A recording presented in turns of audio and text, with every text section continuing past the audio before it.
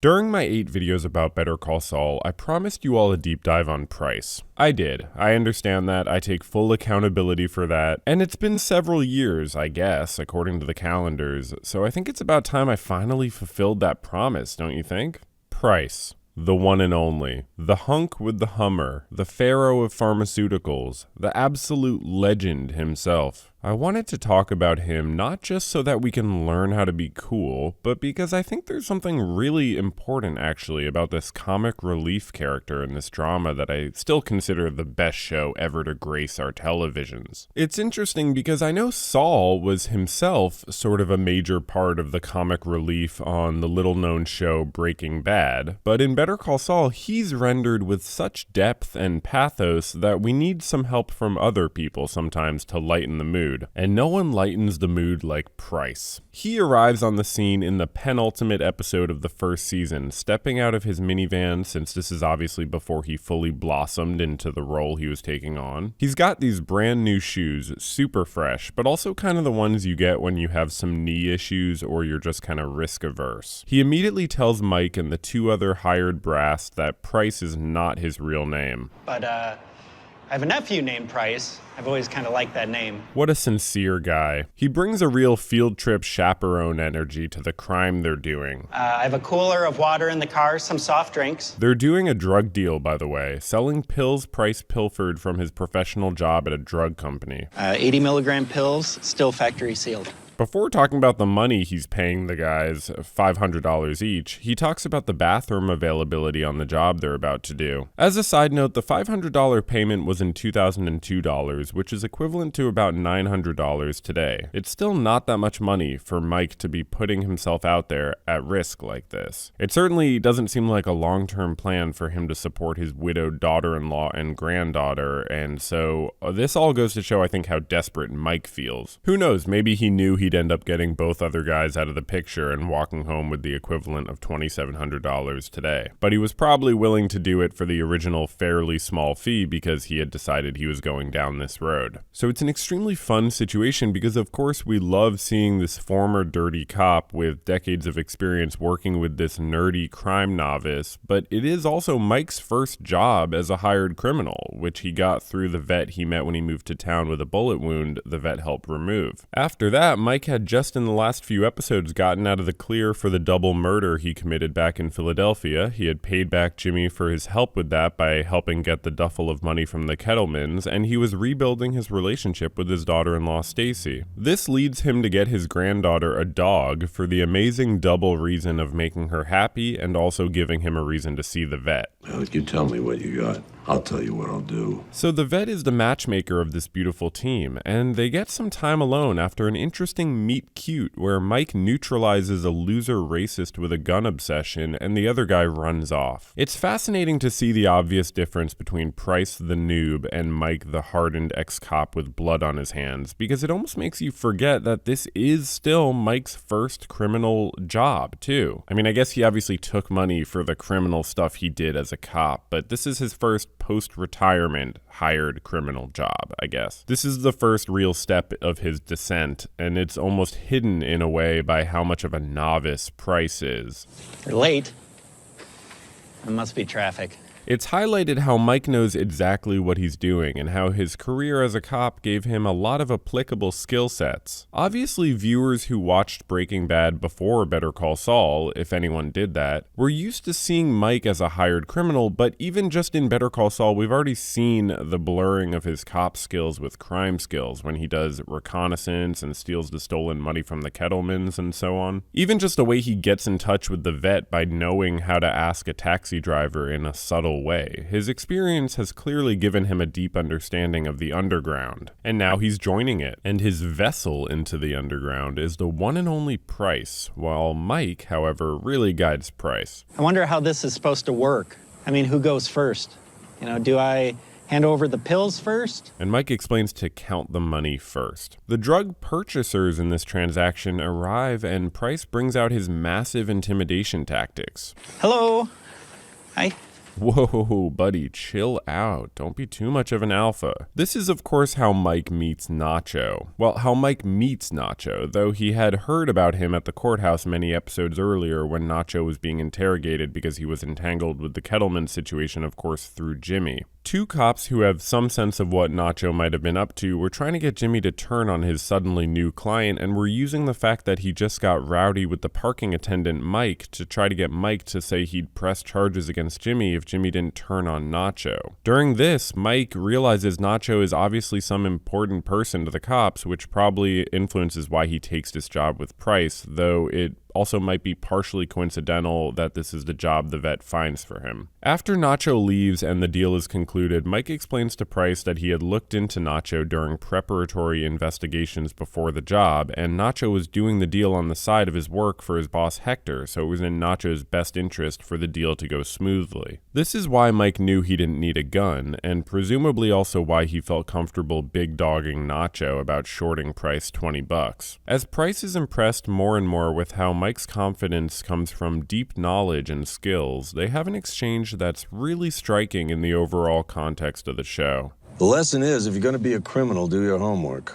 Wait, I'm not a bad guy. I didn't say you're a bad guy. I said you're a criminal. And Pryce, as the picture of innocence, asks Crime Daddy Mike what the difference is. This is actually the selected quote at the top of Pryce's Breaking Bad wiki fandom page, but I swear I thought it was important before seeing that. It does sum up Pryce, but it also sums up a major theme of the show, which explores the relationship between law and ethics, between what is legally required or allowed and what is ethically required or allowed. Obviously, laws don't equal morality, but breaking laws doesn't equal morality either. This exchange Mike and Pryce have echoes something from Breaking Bad when Walter gets up the nerve to try to quit Gus and tells him, I am not a criminal.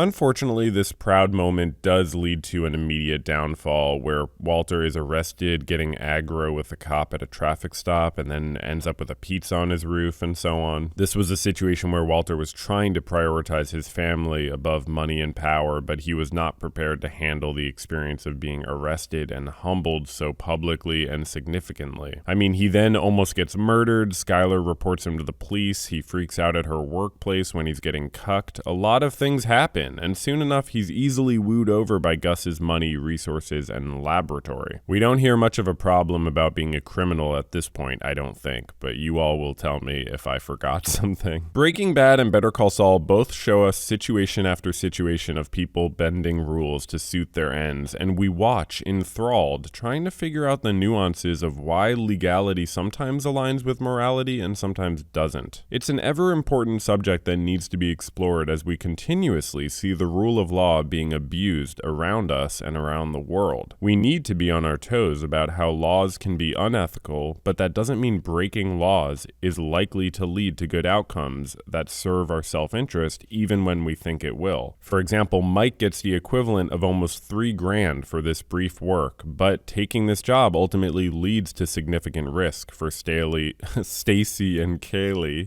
the very people he was trying to take care of. That's why I love Better Call Saul, because I find it to be a really deep exploration of the complexity of human behavior, as well as the complexity of unpredictable reactions to human behavior. Pryce seems genuinely upset by Mike referring to him as a criminal, because he had probably never thought about it that way. He just wanted to feel something, wanted to make some money, maybe save up for a future laser tag business. Played by the outstanding Mark Proksch, we see the vulnerable side of this guy as he immediately equates being a criminal to being a bad person. He had already justified stealing the pills from his employer, and I mean, while I would obviously never condone that, no one's watching the show judging this beautiful boy for taking a cookie from the cookie jar, and he could justify it to himself probably saying, it's a huge company, this likely won't affect anyone's paycheck, maybe people will actually get medication they need illegally, and so on. Similar to the justifications of Jimmy and Kim for so many things, even the big one of how far they're willing to go to force a payout in the Sandpiper case, telling themselves it's ultimately helpful to the scene seniors, to the other lawyers, etc., as if it's not primarily various kinds of self-interest motivating them. Really, it's not such a simple and obvious thing for us to understand ourselves. It's not like there's a specific exact answer to why we do the things we do. It's not like someone pushed a button and that's why we did it, or something like that. We have all kinds of reasons which overlap and intersect and contradict and subsume and amplify, and sometimes we just kind of go on vibes. I'm a therapist and I obviously love trying to understand our motivations, but I'm sure there are still things I lie to myself about on various levels of consciousness. Sometimes it's like our minds shield us from our real motivations because we don't think deep down that we're ready to face a particular truth of why we do something. But ultimately, I do think it's healthiest to avoid ourselves as minimally as possible and to try to understand ourselves as much as we can. It really helps us learn from our experience if we know as accurately as possible what led to a particular behavior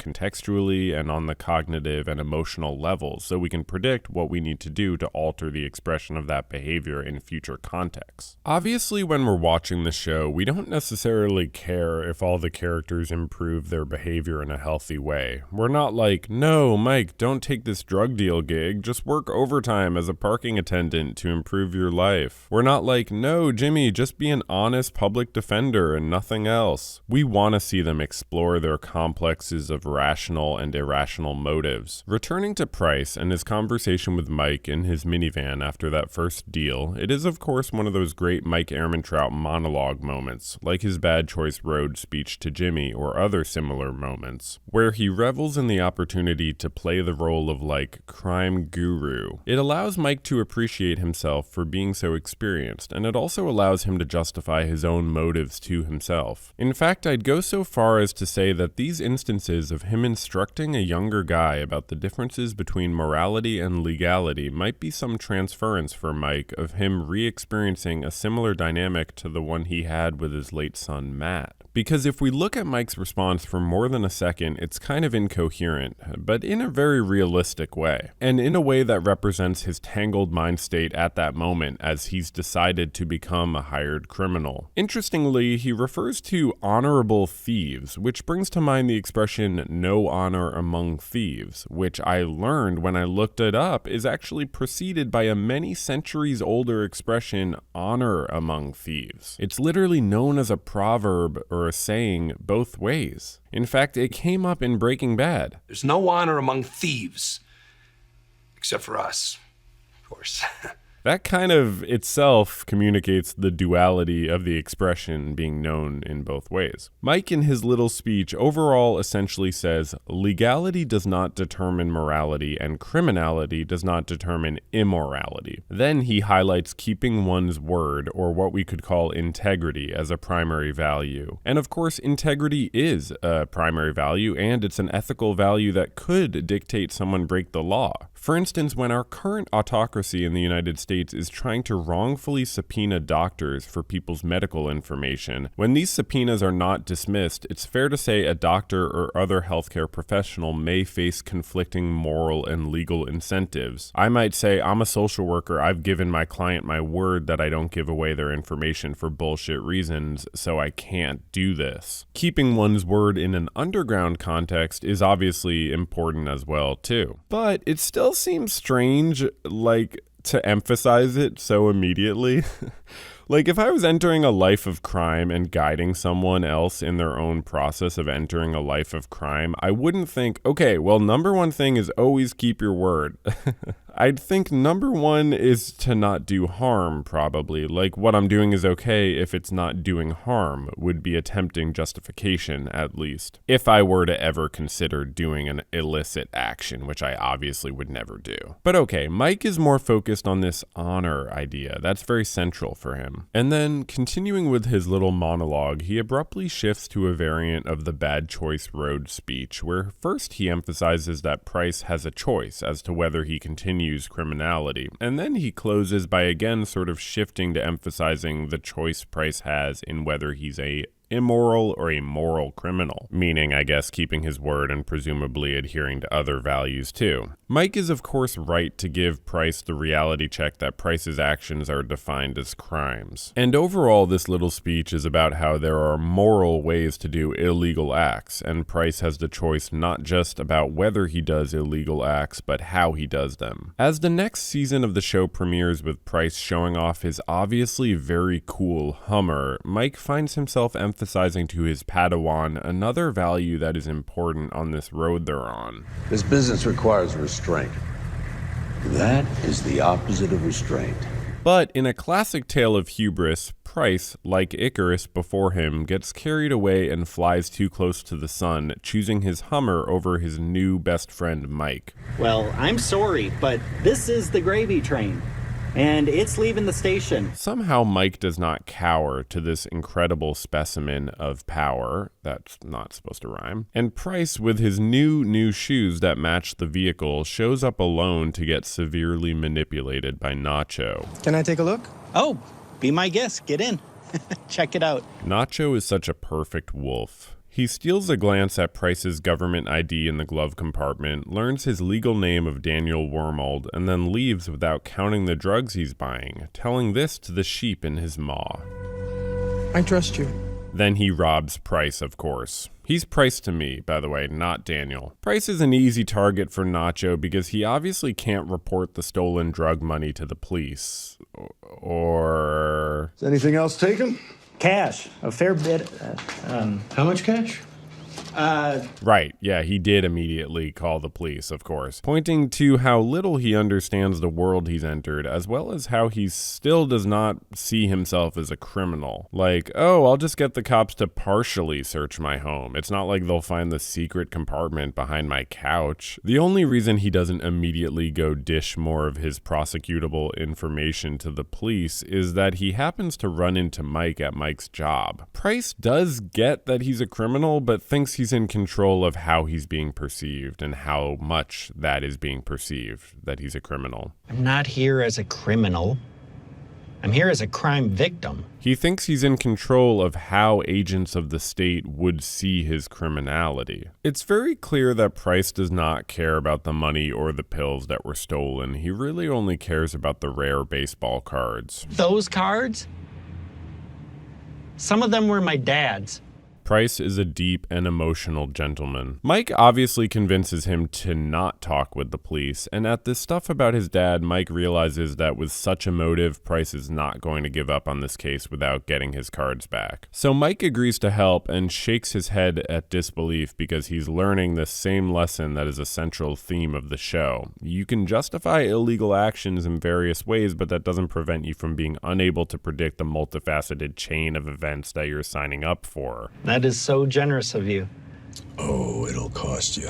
So Mike actually goes to Nacho's day job at his father's auto upholstery business to throw his weight around and intimidate Nacho into making a deal with Prince Pryce. One interesting point we note before Nacho's father walks away is that he tells Nacho not to upsell this chipper old man. This mirrors what we learn about Jimmy's childhood and how his father was very ethical. And in some retellings, like his brother Chuck's, describe their father as far too generous, but regardless, he leaned much more to the ethical side than he did to the unethical side. And we see that Nacho's paternal figure is much the same. In some ways, this contrast between Nacho and Jimmy and their fathers seems to highlight how learned the motivations are to bend and break moral and or legal rules, how socialized those motivations are. These aren't inherited motives, and in fact can develop in some circumstances in opposition to the model of a parental figure. Maybe it's a testament to how obvious it is that our profit-oriented society is structurally configured to reward unethical manipulation, and how people like Jimmy and Nacho are repelled by their observations of the struggles their fathers faced by adhering to other people's laws and morals. Watching back this conversation between Mike and Nacho, I realized I'd forgotten that the whole carrot and stick idea that comes up with Jimmy, Kim, and the Kettlemans in season 6 was discussed here too. But I think what we have here now is a carrot and stick situation.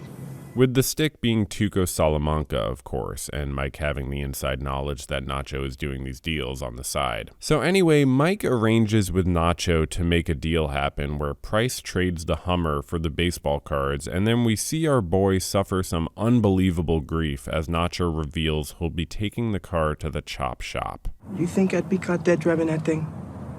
Looks like a school bus for 6-year-old pimps. But Pryce handles it immaculately. The only thing left is for the loose ends to be tied up with the police, who obviously are wondering about what Pryce hid in that compartment behind the couch and other unresolved aspects of the investigation. This is when our hero Jimmy is called into the world of Pryce, as Mike has him speak with the detectives about what's going on. Like only Jimmy can, he weaves his words into the squat cobbler story, a story so engrossing and resonant that it basically stops the cops in their tracks and turns off whatever critical thinking they were working with. He tells them, of course, that Pryce was hiding kinky videos in that spot behind the couch, which we will watch on stream soon. This is actually an extremely important moment in Jimmy's story, as he lies to the police, which I think is maybe allowed for lawyers, don't quote me on that, but then he goes way too far by falsifying evidence and sending it to them, causing a lot of justifiable concern to his partner not yet fully in crime, Kim. Soon enough, after some more of Jimmy's potentially illegal legal work, she's rejecting his footsies, and it's just really so sad to see. So Pryce was essential in these major characters meeting and major plot developments. This is what leads to Nacho enlisting Mike to take out Tuco, and Mike would rather get beat up than pull the trigger against someone again. After having killed Hoffman and Fensky, he's probably traumatized by the violence he himself committed. This aversion to shooting is also part of the thing where Mike thinks he's doing criminal acts morally, like killing Hoffman and Fensky after they killed his son, though, as we've talked about in previous videos, vengeance is a motive of debatable moral value, and that itself was the real ultimate cause that led him down this road. There are many ultimate causes, I guess, depending on how you look at it. It's another 8 months in Albuquerque and over a season of the show until we see Pryce again. Nacho breaks into his home just to talk, and Pryce immediately goes alpha mode. Talk?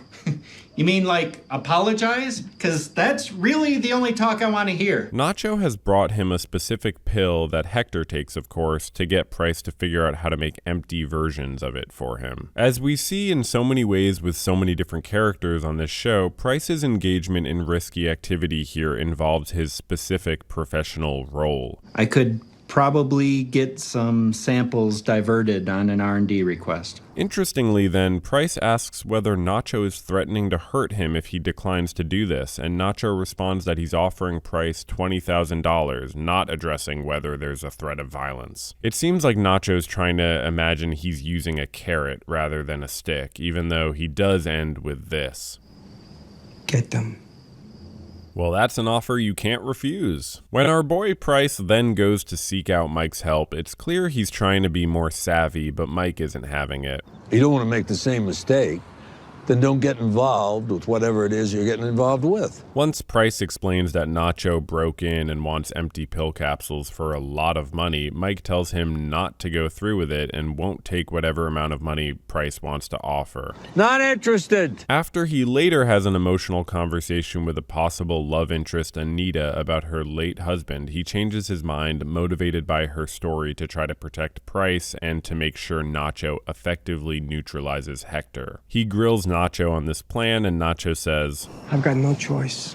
Mike is silently annoyed, like, I'm the choice road guy, don't tell me about not having a choice. Pryce just chills in the background, facilitating with his presence, while Mike helps Nacho straighten out the plan to get away with it by switching the regular pills back after Hector dies, so police don't find him with empty capsules in his pill bottle. And just like those capsules, I feel empty, because we are now done with Pryce's role in the series. In the raw fear he had about Nacho's influence, we maybe see some amount of how the choices he had had made previously had scared him. It seems unlikely that he had continued stealing drugs and selling them, but I don't know that it's made explicit since he probably made enough money to open the laser base, obviously. Pryce had dallied into the criminal life and was kinda scarred from it, but still tempted easily enough like Walter, Jimmy, Mike, and so many of the other characters to different degrees and in different ways. Pryce's case especially demonstrates vividly how a very non-criminally minded person might feel after dipping their toes in the criminal world, afraid but enticed by promises of quick payouts. The stuff about Pryce struggling to understand himself as a criminal made me wonder what portion of the US population are technically criminals. First, I found a relatively old 1987 study on the size of the criminal population which looked at a cohort of all people from 18 to 29 years old arrested in California from 1974 to 1985 and found that about a quarter of this age population became criminals during those 12 years. According to a much more recent 2020 report from the Brennan Center for Justice, 1 in 5 Americans has a criminal record. What it means to be a criminal is scary for Pryce and for anyone because our society is still very barbaric in how we approach criminal justice, and we functionally ostracize and excessively punish a significant amount of the population, often very unjustly. I hear too many people up in arms these days about quote-unquote cancel culture, but not talking about how our criminal justice systems cancel people's civil liberties and chances to live life. This same 2020 report puts forward information about how experiences of conviction and/or imprisonment entrench poverty, among other consequences, and a lifetime of earnings losses also particularly worsen economic disparities between Black, Latino, and white communities. This report doesn't even include people going to jail, just prison. And clearly the effects of people's ability to meet their needs is severely stunted by the experience of imprisonment. It's obviously harder to get many good jobs when you have a misdemeanor or a felony, though not the presidency, and a lot of prospective employers will discriminate against people with criminal records. Even though some might say, well, that's a good punishment for their crime, they can't earn a living. First of all, it might not be, depending on the person, and second of all, it probably or definitely makes our whole world less safe if more people are struggling and in poverty. It certainly generates more crime for people to be struggling, as much empirical information supports. One 2016 article called Inequality, Incentives, Criminality, and Blame addresses this point by starting off explaining how in socially stratified societies, the disadvantaged have stronger incentives to commit crime than the well-off. The article continues by saying that where opportunities for regular legal work are sparse, people have stronger incentives to steal, rob, con, deceive, sell harmful and addictive drugs, exploit others, and otherwise generate income through activities generally regarded as immoral, or I'd add, at the very least, antisocial. This, taken together with the previous point, contributes to the extremely high recidivism rate in the US, which seems to be an indictment on our justice system. A 2011 Pew report found that in the US, 45.4% of people released from prison in 1999 and 43.3% of those released from prison in 2004 were reincarcerated within 3 years. Adding, the new figures suggest that despite the massive increase in correction spending, in many states there has been little improvement in the performance of correction systems. If more than 4 out of 10 adult American offenders still return to prison within 3 years of their release, the system designed to deter them from continued criminal behavior clearly is falling short. That is an unhappy reality, not just for offenders, but for the safety of American communities. But since the experience of becoming a criminal can be so rough, you will be happy to know that crime rates continue to go down in the US, and 2024 had the lowest crime rate since 1961, apparently. You obviously wouldn't know it by the authoritarian power grab that pathetic losers are inflicting on our country right now, where the hysterical right wing seeks any lie possible to expand the overreach of their elite capture of the state. But crime's been going quite down, which is good for Mike, especially because it means less people for him to have to explain the criminal life to. Crime is still a problem, don't get me wrong, and we should listen to the experts who study the causes of crime to actually address it, rather than sending soldiers to pick up trash in the parks or knock people to the ground for asking questions, or sending masked fascist goons in ice vests to just follow orders by locking up and trafficking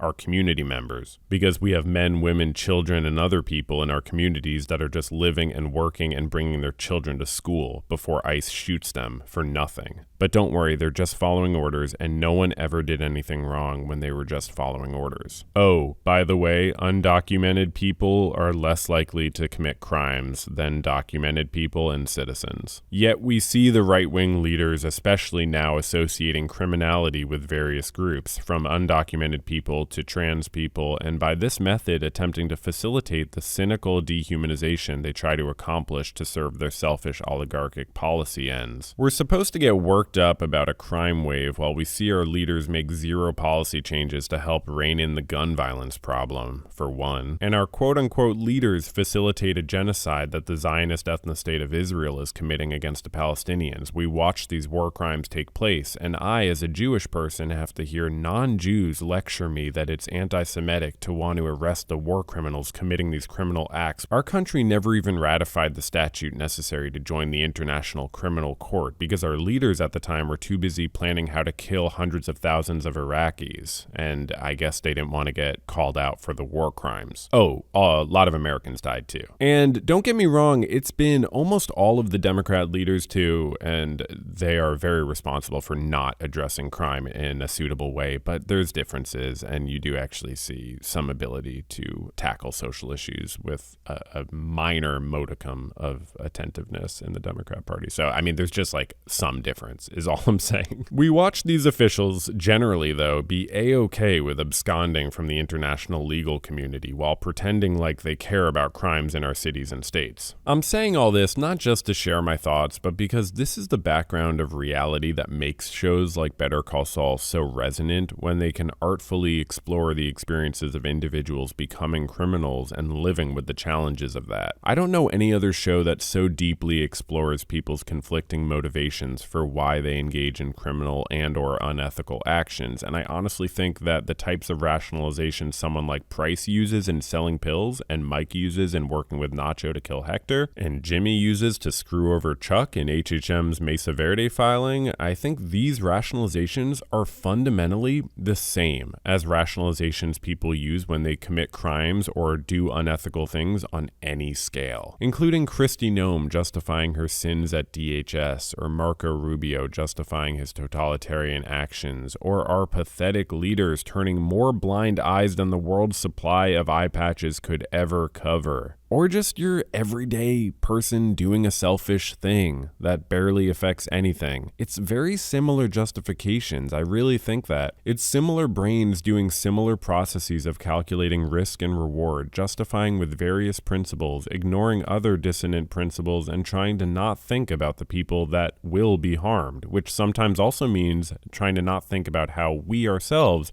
might be harmed by unforeseen consequences of our attempts at calculated actions. For example, Mike Pence was probably not predicting folks on the right wing would be chanting to hang him when he chose to ally with an obvious grifter to attain more power. But you reap what you sow. Speaking of brains, before we get out of here, I'll mention I found when I was researching this interesting 2015 article on criminal behavior in people with dementia and Alzheimer's, and the authors wrote that while these people are able to understand their actions and sometimes even able to verbalize that they were wrong, patients with behavioral variant of frontotemporal dementia lack the inhibitory circuitry in the orbitofrontal, anterior insular, and anterior cingulate cortex to prevent inappropriate behavior. Despite these profoundly disabling brain changes, patients with BVFTD often show relatively normal performance on traditional cognitive tests of memory and even executive control. Now, I don't know anything about this BVFTD condition, but it's just one of many different conditions that exist, and it makes you wonder how many unseen factors may influence people in ways they don't understand. Even though I'm sure they didn't have this condition, some of these descriptions remind me of Jimmy McGill et al., lacking inhibitory circuitry, engaging in inappropriate behavior, but still showing really good performance in other cognitive ways. I mean, Jimmy's whole thing is he's amazing at speaking. He's absolutely amazing at talking, and it's this profound skill he has that takes an amazing amount of intelligence. Though I know for Pryce, Pryce, the only brain condition he could be diagnosed with is pathological levels of swag. Let's close by considering, are there any other characters we know from their pseudonym? I don't think Saul counts because it's not actually a pseudonym, he actually ends up assuming that name. Pryce doesn't actually assume the name Pryce, of course. We know that it's Danny who owns Laserbase, but people in the audience tend to call Pryce Pryce, not Daniel, right? Or maybe it's just me. I don't know. This could be another one of those things I get wrong and thousands of people comment about. People are going to be like, I know him as Daniel. I love Danny. Danny boy for me, or something. In which case, I apologize profusely and continue to take full accountability. I will be engaging in a restorative justice process, the first step of which is publishing this video. Hey, thanks for watching the video. I just wanted to come on at the end and say thanks for watching the video and to thank my members and patrons, because I got people who actually give me hard-earned money or inherited money just for this stuff I do. So if you like this strange labor that I get myself involved in here with videos and so on, consider giving $1, $2. If you're very rich, maybe $5. Whatever floats your boat, don't worry about it. I'm not going to quit my day job anytime soon, but you can support this work if you'd like to on Patreon or with YouTube memberships. I also do a podcast every week, which people don't always realize. It's kind of under the radar. It's called the Verbal Journal Podcast, link in the description, even Clips channel link in the description, but if you want to get all the private episodes of the Verbal Journal podcast, it's pretty cool, and you can do that on the Patreon, on the memberships. I talk about all kinds of stuff. Obviously, nothing too political. I try to stay out of politics. But we, other than that, we just vibe and we have a silly and a good time. Okay, so thank you to the members. Let me get you out of the way here and give you all a big thank you. So first up, I'll start with the patrons. Okay. Thank you to the patrons: User, MJ, Mr. Moxie, Miles, Brent, Madeline, Rabid Dog, Irene, Burrow, Anastasios, Ryan, Thulusaurus Rex, Luca, Gunther, Scott, Redgrove, Ashley, Hugh, Ian, Molly, Russ, Platinum Sarge, Elemancy, King Margot, Icelac, Tom, Noah, Matt, MK, Simply Snaps, Ibnomad, Miranda, JP, A, Perpetually Jackson, Noah, Aiden, Garrett, Dakota, Parker, Caffeine, Raymond, Grace, Jay, Ludwig, Milky Way, Ryan, Isabel, Spaghetti Gal, Cool Beans. And on page 2, Stepan, Downcast Lashes, and Will. And over on YouTube members, it's a very different crew over on YouTube members. People kind of gravitate towards their crew.